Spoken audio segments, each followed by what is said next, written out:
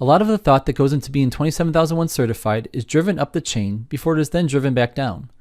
I'm not saying that executives don't consider it a need. I'm saying they don't understand the requirements of it, which means there will be a lot of education before getting in front of the auditor, who will surely pepper them with questions around their commitment to security. At the introductory meeting, there will be a minor 15 to 30 minute where the auditor will want to sit with members of the leadership team and ask them why. Why is ISO 27001 important to the organization? How do you support the ISMS?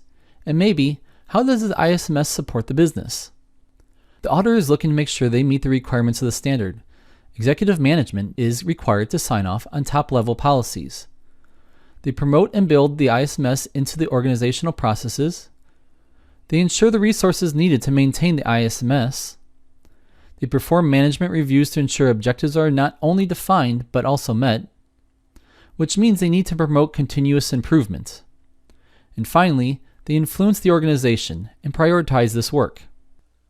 I can't stress enough that without a full understanding of the financial and production impact the certification prep and process will have on the business, executives will only give you the green light to comply to the best of your ability, but not certify.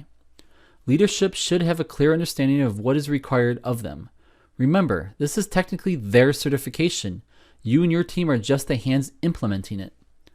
Lay out for them what their responsibilities are. The CEO is ultimately responsible for the organizational security, and they are hoping to achieve this with ISO 27001.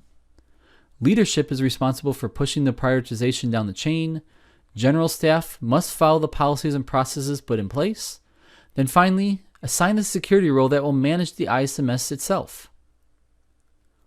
Now, after we assign these roles, we need to put together what they are responsible for in the ISMS. What needs to be implemented, operationalized, reviewed regularly, and maintained and updated.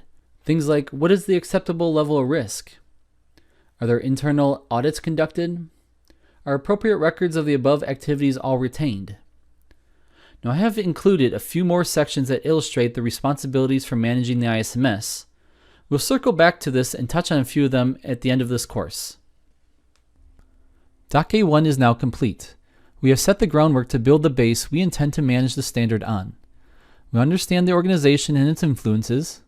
We define the impact on the business. And finally, we ensure the management is aware of their responsibilities.